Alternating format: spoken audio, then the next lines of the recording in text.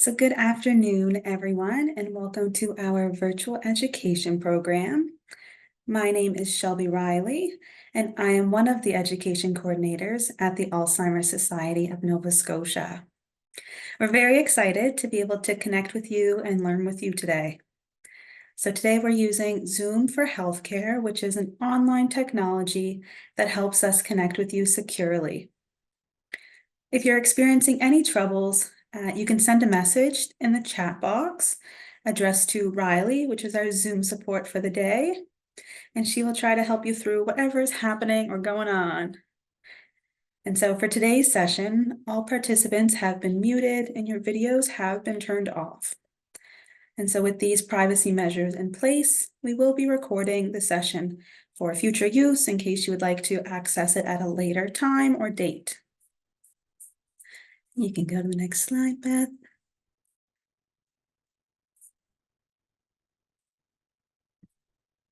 Thank you so much. And so before we begin, I would like to acknowledge that today, most of us are probably gathering in Mi'kma'ki, which is the ancestral and unceded territory of the Mi'kmaq Nation. We are all treaty people. The Alzheimer Society is committed to undertaking work to create collaborative and respectful relationships. Together, our goal is to identify and develop tools that align with the beliefs and needs of Indigenous, African Nova Scotian, Acadian, and all equity-seeking communities across our province. We are committed to walk as community members in the elimination of racism, not just from across healthcare, but from across society at large. And so at the Alzheimer Society of Nova Scotia, we're working towards becoming a more diverse and inclusive organization where all Nova Scotians can feel a sense of belonging. So here we use the acronym IDEA, which stands for Inclusion, Diversity, Equity, and Accessibility. And we use this to apply a person-centered lens to our work. And this is to ensure we're fostering a sense of belonging in all that we do and that everybody can see themselves within the Alzheimer Society. And so to facilitate this work, we're very grateful and happy to be collaborating with some of the organizations that you can see here on your screen today. But we're always looking to grow and we're always looking to learn. So if you have any ideas or if you would like to work with us in this space, please reach out. We would love to hear from you. And so without further ado, I would like to thank you again for joining us this afternoon. Our audience today includes people living with dementia, people caring for someone with dementia, and people who just want to learn more. So kind of to run a show, I'm going to finish up these intros, and then you'll hear from our presenters for about 40 minutes. Then it'll be followed by a short Q&A.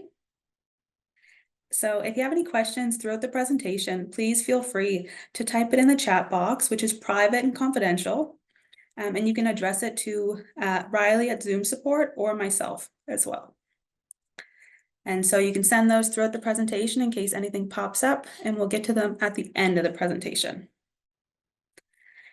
Today's presentation is all about memory kits. So join Beth and Erin. Erin from the Halifax Public Libraries and Beth House from the Alzheimer Society of Nova Scotia as they talk about memory kits. We'll talk about what's in them, how to create them, whether you're a library branch, another organization, or an individual. And so without further ado, it's my pleasure to introduce Erin Morice. So Erin is the Manager of Collection Development with the Public Libraries, Halifax Public Libraries, sorry. Erin and her team are responsible for selecting, buying, and promoting the library's collection of books, ebooks, DVDs, and so much more. Erin is passionate about providing free access to resources and building a collection that contains something for everyone. Welcome, Erin. And Beth House. Beth House is an education coordinator at the Alzheimer Society of Nova Scotia.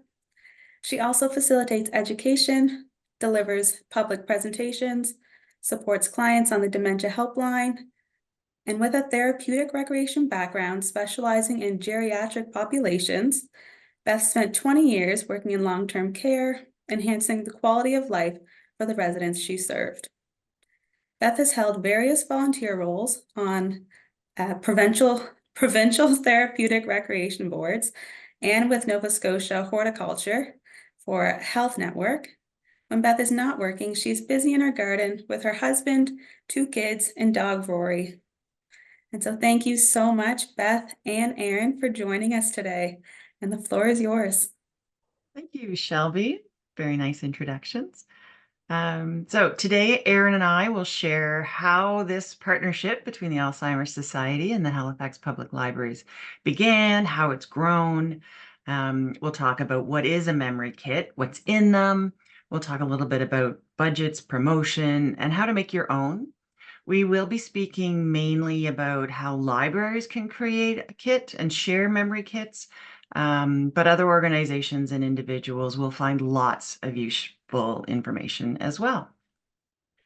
But first, we're going to start with a little bit about dementia. So dementia is not one disease, but it's an umbrella term for a range of symptoms that include memory loss, difficulties thinking, problem solving, or with language. And the physical changes happening in the brain can cause the symptoms that we see. There are many types of dementia, including Alzheimer's, vascular, Lewy body, frontotemporal dementia. If you do have more questions about dementia, you can give us a call at the Alzheimer Society or check out our webpage. And dementia is on the rise, and I've got a few numbers to share with you. So there are almost 600,000 people living with dementia in Canada, and over 16,000 Nova Scotians on the dementia journey. There is a projected increase of 87% to almost 30,000 Nova Scotians living with dementia by 2050.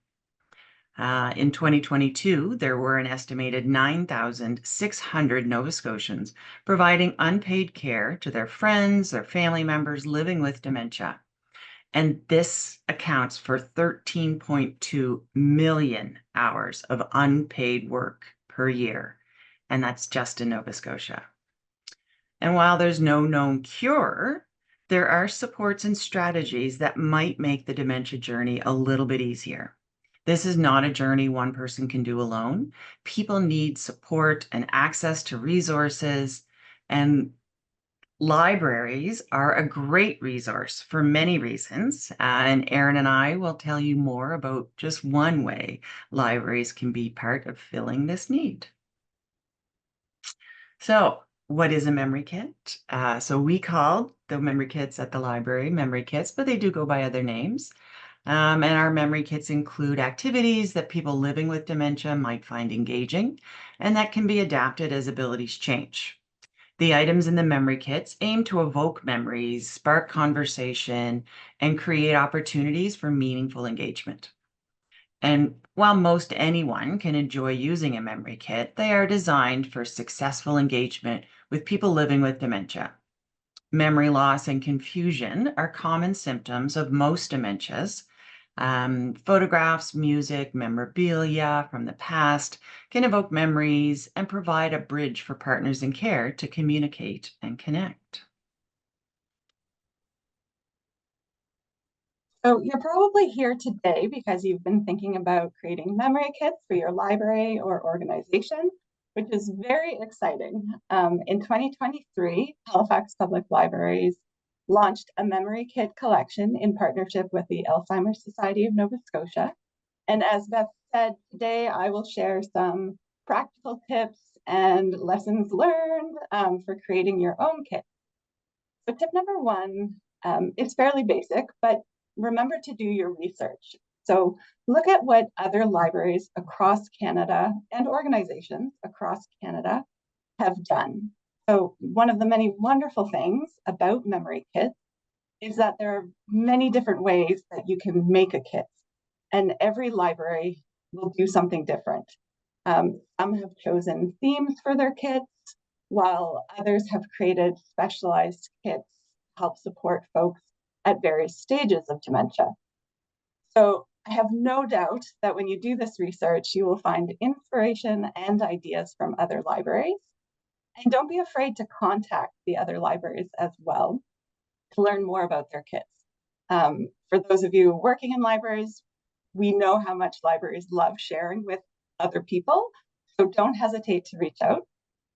And when thinking about the research that you're doing, I also recommend conducting some research to just learn more about dementia in general so that you have a better understanding of the community that you're trying to reach and serve.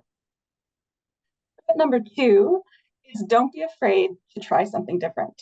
So if you have an idea for your memory kit, but you didn't notice that any other libraries or organizations have quite done what you're thinking of doing, that's okay. You can still try it.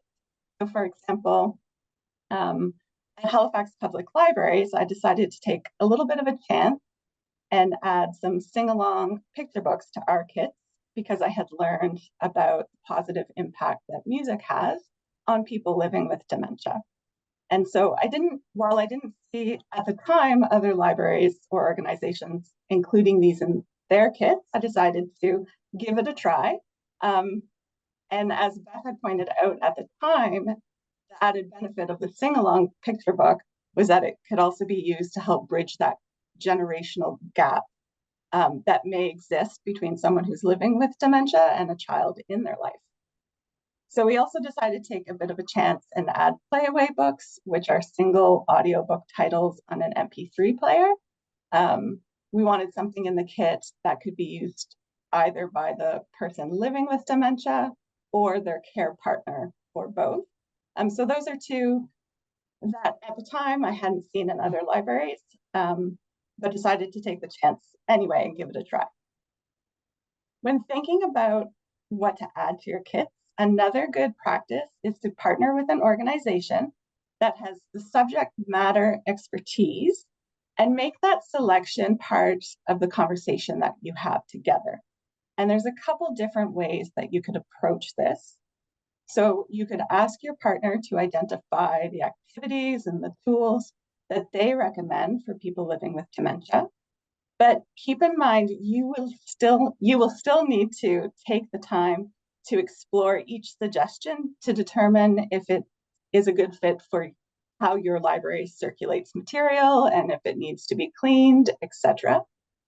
The other approach is that you could compile the list yourself first, based off your research and your own ideas, and then you would bring that list to your partner organization so that they could review it and let you know if they have any concerns with any of the activities that you've chosen.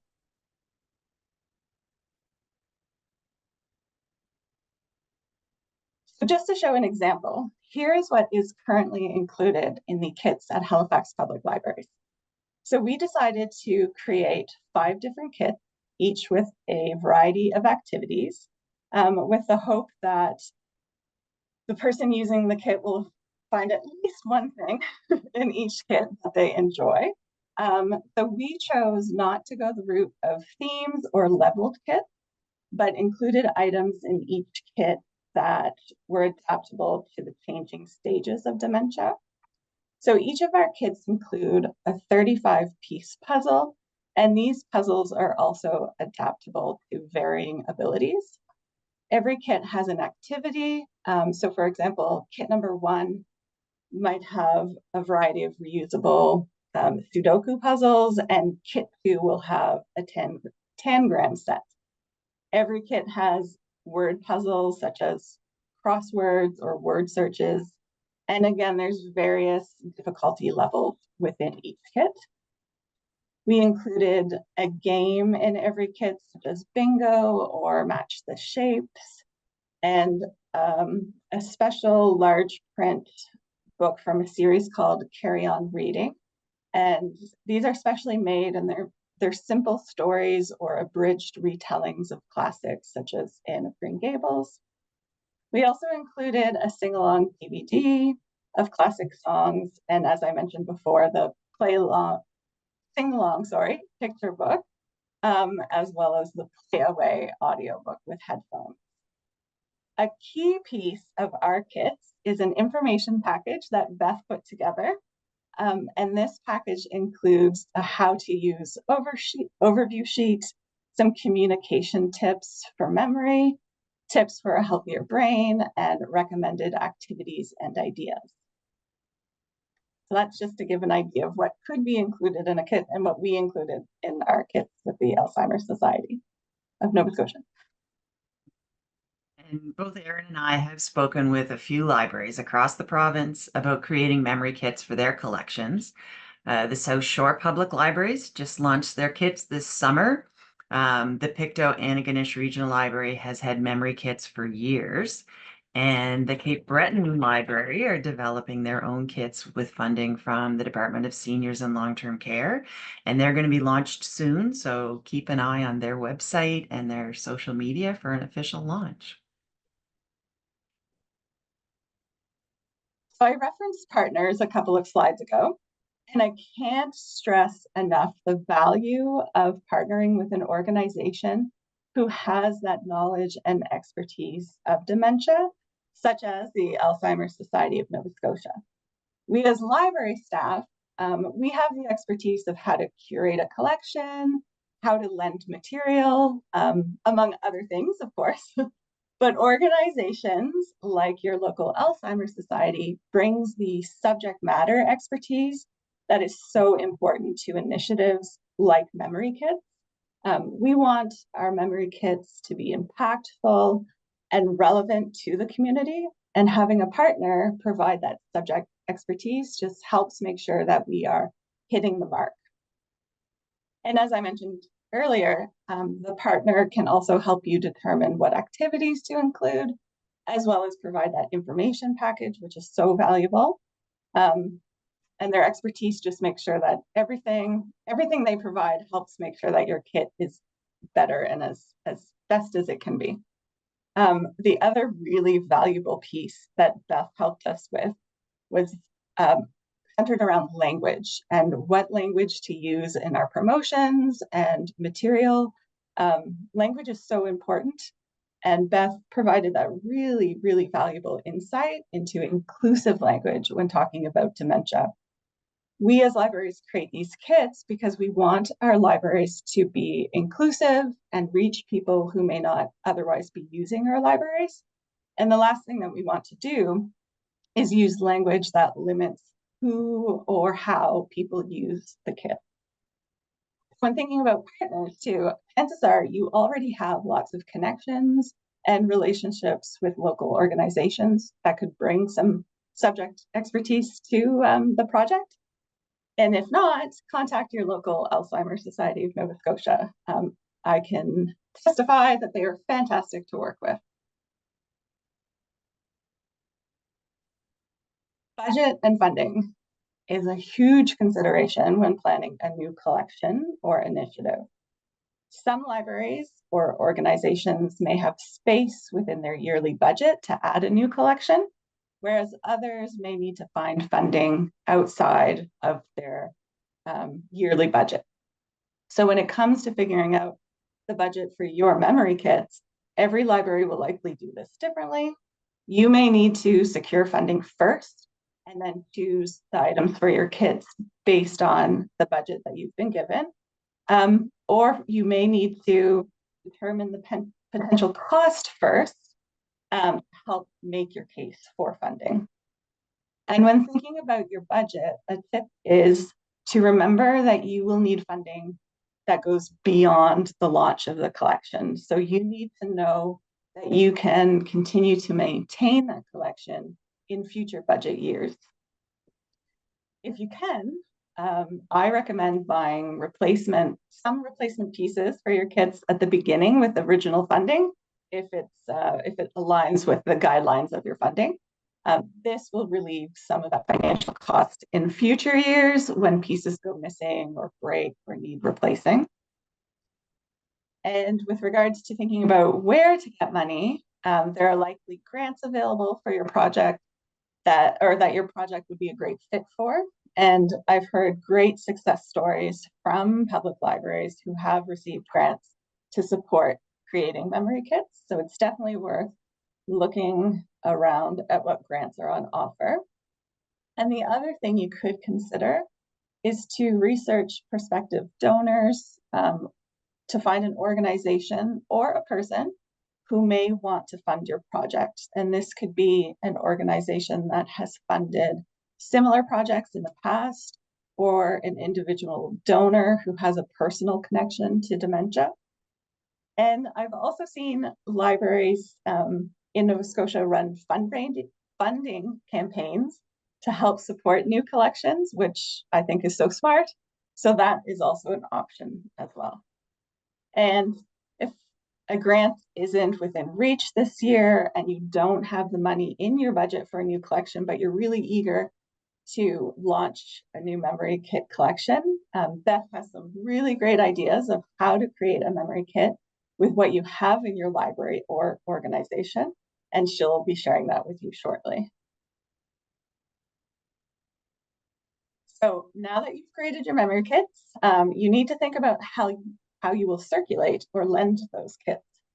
So every library has their own way of processing material, but one tip that I have for kits such as these that have a variety of items in them is to include an inventory style checklist, both in the kit as well as somewhere in your library that staff can easily access it when they're checking in a kit.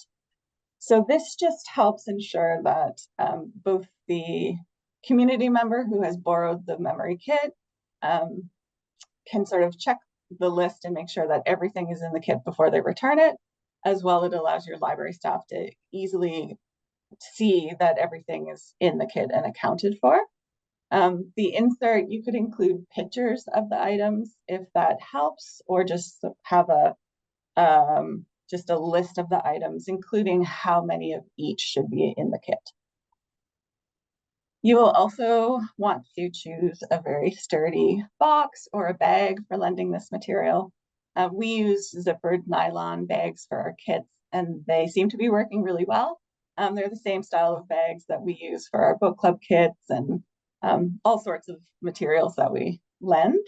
And in addition to choosing your box or bag, you might also want to think about how you will keep each activity within the kit sort of contained. So every piece for one game, how will you keep that together so that everything doesn't get all mixed together?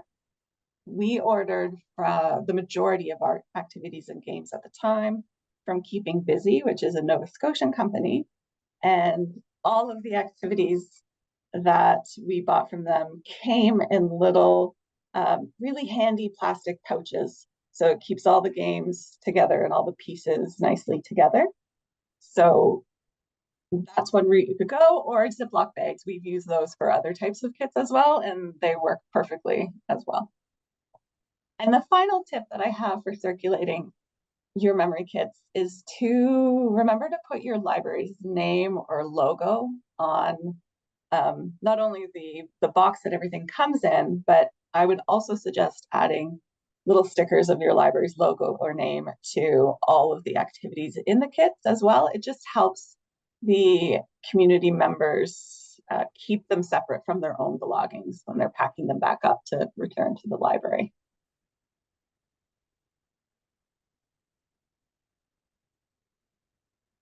And now that you've gotten all your logistics figured out for circulating your kits, it's time to think about how you will promote your kits and how you will gather feedback. So in addition to using your organization's website and social media to promote your new kits, I also suggest you connect with other organizations in your community who work with that target audience and who have shared interests. They will likely be very happy to share your posts and make sure that the people that they work with also are aware of these new memory kits. And don't be afraid to pitch the story to local news media. So public libraries launching memory kits is a very feel-good story. And in our experience that Beth and I had, local media is very eager to help you tell that story. We enjoyed doing a variety of radio interviews and a spot on TV. I'm not an expert at pitching to the media, so I picked the brain of my colleague, our marketing and communications manager, And she provided some really great tips that I'll share with you. So build a media list. So think about local writers or national media outlets that are aligned with your story. Think about newspapers, television, radio, but don't forget about magazines and blogs and podcasts as well. Send out your press release that includes details of your announcement of your story, photos that you would like them to use, put it on official letterhead to help it stand out, and provide contact for follow-up as well. And then once you've secured that interview, write 3 key messages that are the most important thing about your story. Practice them with a colleague, and also throughout your messaging, repeat those key messages that you came up with.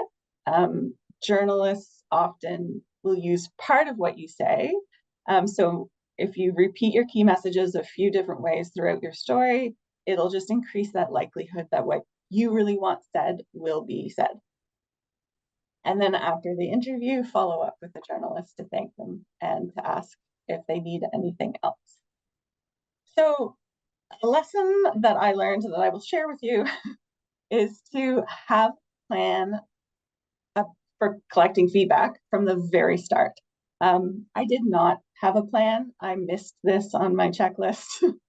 So I have not received any feedback yet about our kits. And there are a couple kits a couple items in our kits that I'm very curious about how they're being received and if people are enjoying them and using them, particularly the Play Away audiobooks that I mentioned and the sing-along picture books that I mentioned. So I'm working now with our marketing and communications team to come up with a feedback plan, and we'll launch it in the new year, but then it will be several months of us collecting that feedback before we sort of have enough information. So yes, so that is a lesson learned. So don't do what I did and make sure you have that plan from the beginning for collecting that feedback, just so that you can know what's working well and what you can improve along the way. So now I'll pass the mic back to you, Beth, to share the great tips you have for making your own memory kit. And I can share from the Alzheimer Society, our side of things. We were also interested in evidence of how the kits were doing. And without that feedback plan, we decided to take the number of holds on each kit as an indication that there definitely was interest, because there was a very long holds list. So that was one way for us to gauge there's definitely interest, and there still is. Like there's still lots of holds on those items. So it's great to see.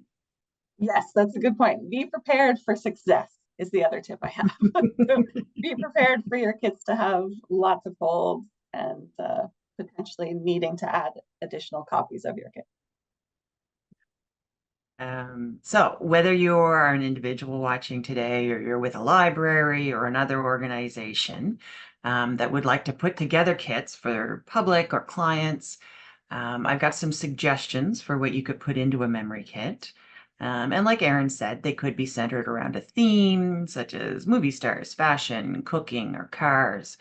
And you can put in related books, objects, DVDs, or games that might stimulate memories and go along with the theme. They can also just be a collection of engaging activities or objects, such as brain teasers, trivia, word puzzles, jigsaw, dominoes, or a deck of cards. So it's really up to you as an individual, as an organization, what you want your memory kits to look like. Some typical items that you could include could be books, games, puzzles, CDs, DVDs, trivia, something that provokes memories, stimulates conversation and reminiscing. And keep in mind that everyone is an individual. If you know one person with dementia, you know one person. Everyone has their own unique skills, preferences, likes, and dislikes. So as I expand on what you can put in your memory kits, especially for the libraries, allow for a balance of variety and options while not being too overwhelming.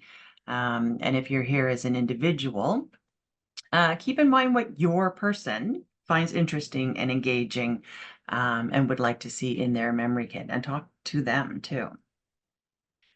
So when we talk about books, for some people, large print books and short stories might make reading easier and more enjoyable. They could be news stories or old favorites. Could be short stories like Chicken Soup for the Soul type books. It could be poetry, fiction, nonfiction, whatever it is that, might capture the interest. And libraries might want to include a selection of both for that variety. Coffee table style books with large pictures, travel magazines with engaging images. Those are all really good to have in them. And audiobooks. So the Halifax Public Library included the play away type of audiobooks in their kits. And that one's self-contained. You don't need anything other than headphones to listen. I think the library includes those because they figured out how to wash them off, maybe. For folks at home, your local library has audiobooks online to download to a phone or a tablet or a computer. They also have them on CD. So that's always a good option. And listening with headphones might help the person living with dementia to maintain their focus. Or you could just play them out loud and listen together. Games. So this is a big category, lots of options. So think about choosing games that are engaging and challenging without being overwhelming. So it could be something familiar, or that could be adjusted based on abilities and preferences. Sorry, Snakes and Ladders might be familiar, and they're fairly straightforward. Or is there another game from the past or they've played when they're younger that they might find engaging? Dollar stores have large playing cards, dominoes, bingo, wooden games. Really, there's no right or wrong answer, and it's great to try all kinds of different things. And you don't have to be too set on them being used the right way. And we'll talk a little more about that later. Puzzles. So we can talk about jigsaw puzzles as well as word puzzles. And when we talk about jigsaw puzzles, they should be age appropriate and personally appealing. But if you like Disney princess puzzles, then great, do Disney princess puzzles. But if you don't, go for something that you find more appealing. Libraries, clinics, other organizations might want to go with something a little more generic, like puppies or landscapes. One of the puzzles I like in the Halifax ones there's birds. So just, something generally appealing, unless you're making it for a specific person, and then you can go, dive deeper into what they find enjoying specifically. Typically, larger, thicker pieces can be easier to pick up and place, especially if you have arthritis or your dexterity isn't what it used to be. In regards to word puzzles, large font sizes and simpler word choices can make them easier to read and understand, especially as the disease progresses. Dollar stores, again, often have many types of word puzzles, Sudoku, word search, crosswords. Boggle or Scrabble might be familiar games that also sort of get that word that word puzzle feel to them. And you might want to play by the traditional rules, or you could work together to see how many words you can make just as an activity. Libraries or other organizations could laminate a variety of word puzzles and provide a dry erase marker to allow them to be used over and over, reused. And perhaps the solution is on the back or a separate page to avoid frustration if you can't get that one answer. CDs and DVDs. So music and dance have been part of the human experience, forever. It's enriching our lives. It's providing an opportunity for relaxation, socialization, personal expression, recreation. And where it's stored in a different part of the brain, music and dance are often very well preserved as dementia progresses. So sing-along DVDs and music are a great addition to the memory kits. Libraries have huge collections of music of all types. Music can be pure enjoyment, and it can help perk us up when we're feeling blah, and it can also be calming or reassuring when we're feeling upset. You could include new or familiar movies. It doesn't always have to be something people have already seen. It's anything the person finds engaging. So it could be Casablanca or When Harry Met Sally, a documentary on how paper is made, or a Hallmark Christmas movie. And classic TV shows and sitcoms are also great. They're a little shorter if attention isn't a strength of the person. And you don't actually have to be able to follow the plot really well to find it interesting. Um, think like I Love Lucy or Matlock, also Friends or Seinfeld. Something to keep in mind when you're putting together the kits is that not all people living with dementia like the same things. They all have their own unique interests, and not all people living with dementia are 80. A classic for someone diagnosed with young onset dementia, so before the age of 65, might be very different than for someone diagnosed later in life. Trivia is a great way to engage with people. You could use trivia books, the cards from old board games, and just ask the questions. At home or even for a library, you could search the internet for interesting facts and just include sheets. Depending on the person and where they are on the journey, the difficulty level can vary.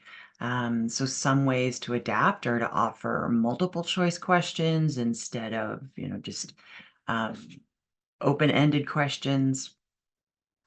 For those at home, you might want to use trivia to pull out past interest or knowledge, sports or movies from the person's prime.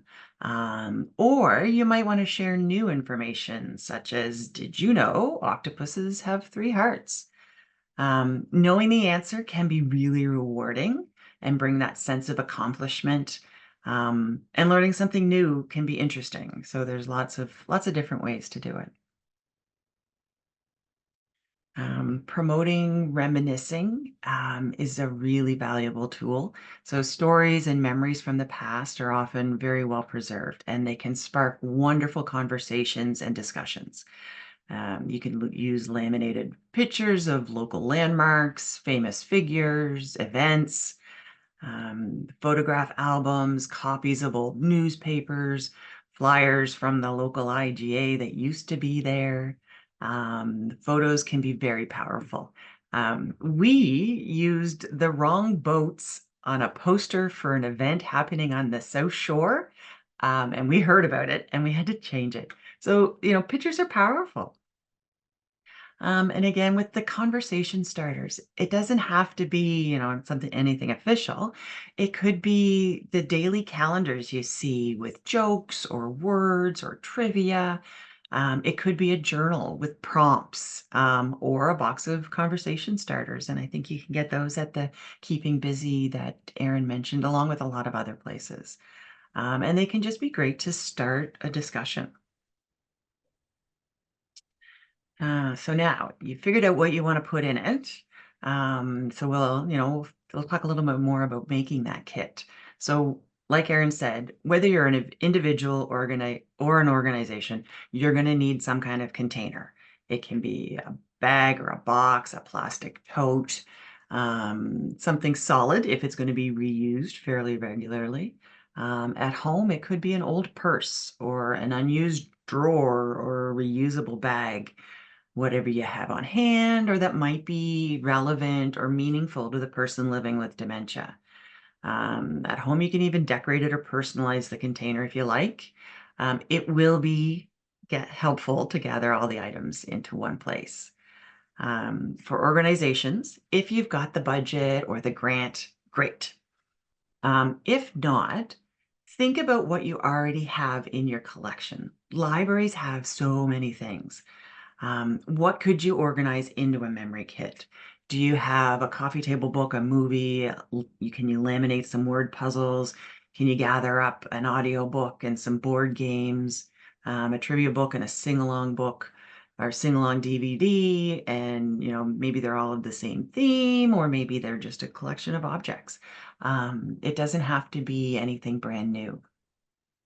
So for individuals at home, just think about what you have. If you're thinking about a theme, consider items that have meaning or that are significant for the person living with dementia. Could be past favorite hobbies, work or career-related items, special events, places they've been and loved, or places they've always wanted to go.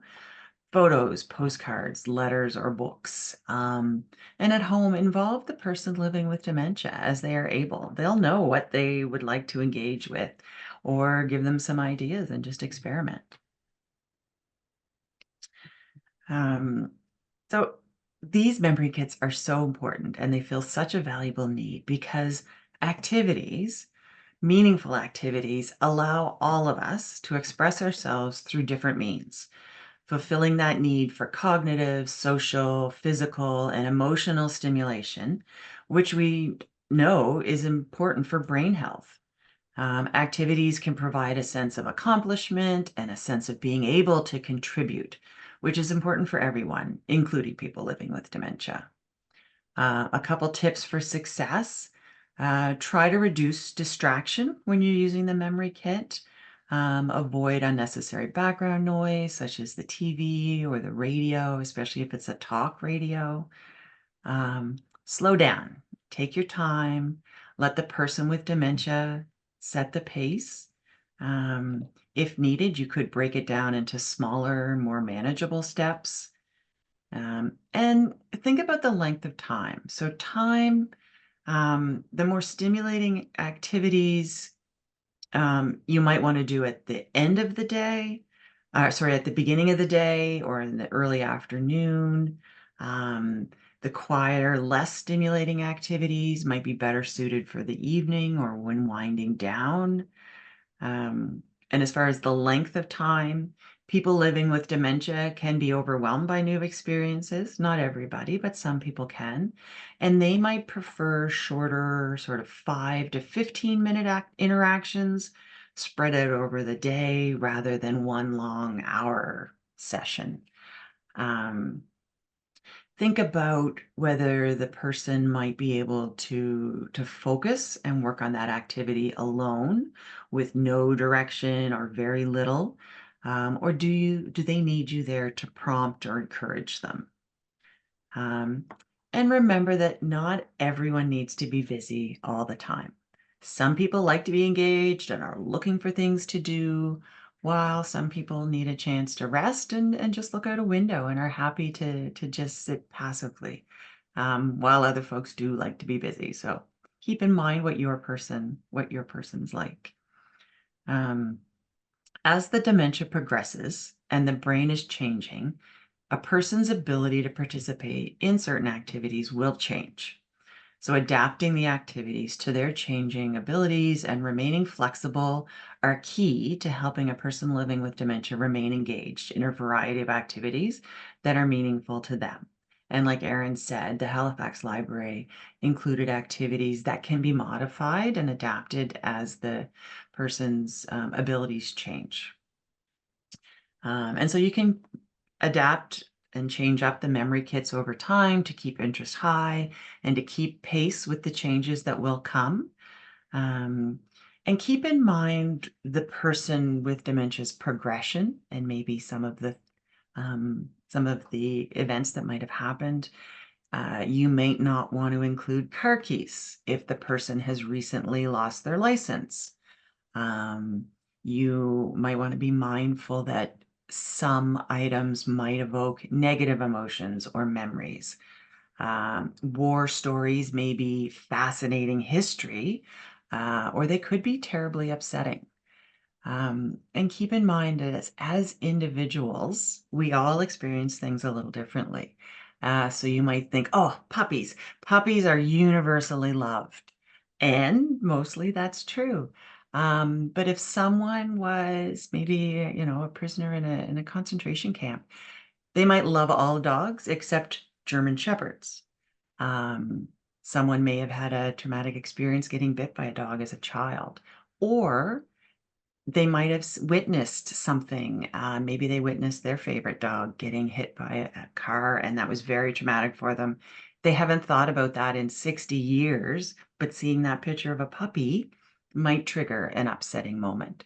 And so that's where the partners in care will really need to step in and be mindful, knowing their person, of what might be causing it, and just keeping an eye if there is some upset, being that detective and figuring out what might be causing that. And that is a whole giant another topic, so I'm not getting too deep in that today. And depending on what stage the person living with dementia is at, these tips may not be necessary, but they do give you something to consider, something to think about. And again, not everything in these kits will interest everyone. If an activity doesn't seem to be going well, switch it up, take a break, try it again later. But most importantly, enjoy the moment. Focus on the process and not the outcome. The goal of these kits, these memory kits, is to explore the kits and to enjoy the activities and connect. These tips and more are part of the material that the Alzheimer Society can share with you to include in these kits, and they're in the Halifax Public Library ones. So for individuals watching today, just remember that libraries are a really great way to sample the contents for free and discover interests and ideas, and to experiment before purchasing items for yourself or for the person in your life living with dementia. Nova Scotia Public Libraries that currently have kits, I'll just reiterate what Beth had said. Pictou Antigonish Regional Library has memory kits. South Shore Public Library has kits, Halifax Public Libraries has kits, and the Cape Breton Regional Library will be launching soon. And if you're watching from outside of Nova Scotia, many public libraries across Canada have memory kits. Again, as Beth said earlier, they're not all called memory kits, but they are all similar. So I strongly encourage you to visit your local library, local public library, to find out what they have available to help support you or the person living in your life with dementia, living with dementia. So next step for those working in public libraries, it's time to make a plan. So research your memory kit, think about what types of kits you want to offer, look at your funding options, take a look at what you already have in your library's collection. Like Beth said, maybe you can pull some activities and books that you already have to create a kit. Connect with your local Alzheimer Society to learn more about supporting people living with dementia and to discuss potential partnerships, and reach out to other libraries to learn more about what worked, what didn't work, and what they've learned. And I'm always happy to chat too, so you can always reach out to me. Oh yes, the other tip is, I don't know about you, but I love checklists. So that's always a great option too when you're thinking about your plan, is make that checklist. Make sure everything is on it that I just mentioned. And again, don't forget about including feedback and how you will collect it on your checklist. And if you're an individual, check out your local library to see if they do have memory kits. Try out a variety of options to see what works best. If your local branch doesn't have memory kits yet, ask about them. Libraries love hearing from their communities, and knowing what their communities want and need can help them plan for future years. And talk to your person living with dementia. Find out what they want in a memory kit. What do you have around the house that you can gather together? What can you borrow from the library that even if they don't have a kit, you could try out? What can you buy maybe from the dollar stores? But if you're stumped, you can always give us a call at the Alzheimer Society, and we'd be happy to give you some ideas and talk you through some of your options. So we have gotten to the question portion of our our afternoon here. Here's Shelby. Thank you both. This was fantastic.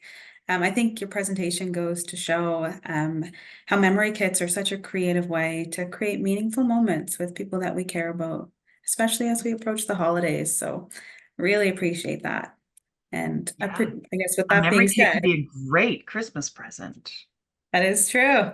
That is true. So keep that in mind, everybody. With that being said, I think we have time for maybe one or two questions. And one that came in was, how does one go about borrowing a memory kit from the library? Sure. So for Halifax Public Libraries, it's easy. They're free to borrow. You just need a Halifax Public Libraries card. And for our kits, they can only be borrowed within the HRM region. Yes, but other than that, all you need is your free Halifax Public Libraries card and reach out to a local branch to place a hold or request a kit. And I'm sure that it's very similar for all public libraries that have these kits. You would just need a card from your local library and then reach out to them to find out how to place that hold or pick it up from your local branch. Perfect. Thank you so much. Yeah, it seems seamless and just like taking out a book. So that's perfect. That's right, exactly. Yeah. Nice and And easy, something we're familiar with. Yeah. and I think Erin had a tip too. With the Halifax Public Library ones, there seems to be more holds on kit 1, 2, but as you get down to 3, 4, and 5, there's a few less holds. So going down there might be a little quicker getting a kit. Yes, that's a good tip. Yes, look at all the copies that your library has and see if any have lower holds lists than the others and go on that kit. That's a really good tip. And I think that kind of goes, Beth, into the next question that we had. So you talked about themes throughout the presentation a little bit. The kits at the library, are they different themes? The ones at the Halifax Library are not. They are a standard kit with a variety of different things in them along the same the ones at the Parsborough and Antigonish Regional Library, they do have themes. So some libraries will have themes, some don't. But there's still a great collection of items. Absolutely. I think any of these would be perfect and something to at least try out because you never know what somebody might like. Thank you. And a few of these, I'm noticing that you have both answered throughout the presentation. So maybe we'll do one more and then if anybody has any questions that are kind of lingering afterwards, I know the Alzheimer Society and I'll speak to Halifax Public Libraries as well, are both very happy to answer any questions afterwards, whether you want to come in or give us a call as well. But for the last question, have these been successful? Yes. Based on the holds list and the checkouts, they have been hugely successful, very popular. Strong, lots of people still borrowing them and waiting to borrow them. And then, yes, like I said, we're going to be gathering feedback in the new year to sort of look at each individual piece within the kits and see how they're being used. But when looking at stats and demand for it, there's definitely demand in our communities for these kits. Yeah. Perfect. I think that's safe to say that it's pretty successful. Yeah. And when they were first launched, they didn't include a little piece about how to make your own kit. And we quickly realized that there were a lot of people wanting to borrow them, but didn't have we're further down on the hold list. So that's when we thought we should create a little how to create your own memory kit guide, because you can only borrow it for 3 weeks at a time too. So Right. Smart thinking to create your own and kind of put a how-to in there. That's Yeah, that perfect. was Beth's brilliant idea. So we also put it on our website as well so that folks waiting for kits can still find that information and create their own kits. Wonderful. So that's found on your website as well. Yeah. Thank you. And I see, Beth, you put up some contact info. So if there is any questions after this presentation, please reach out. We would all be happy to answer any questions that come up. But with that being said, I do want to say thank you both for sharing your valuable insights today and all about memory kits with us today. And thank you everyone for tuning in. It's always a pleasure to connect with you all through these virtual learning sessions. Please send any comments or suggestions once again to the Dementia Helpline or to the Halifax Public Libraries as well if you have any lingering questions. And if you would like a confidential call with one of our helpline staff, you can do that as well, and we'll reach out to you shortly after. And I see up on the screen here, we do want to let everybody know that we're very excited to share another opportunity to get involved with the Alzheimer Society. So on January 28th, we'll be hosting an Awareness Month event at the Woodlawn Public Libraries. So we love to collab with the libraries. And where you can join, we'd love to have you join us there for our awareness event. So this is kind of a hold the date or a save the date. And keep your eyes and ears open for some more information to come on that. And as a final wrap up of this session was recorded and will be hosted on the Alzheimer Society of Nova Scotia's YouTube channel. So you can watch it again, you can share it with friends and family, or use it as a teaching tool. And thank you everyone for tuning in, and take care.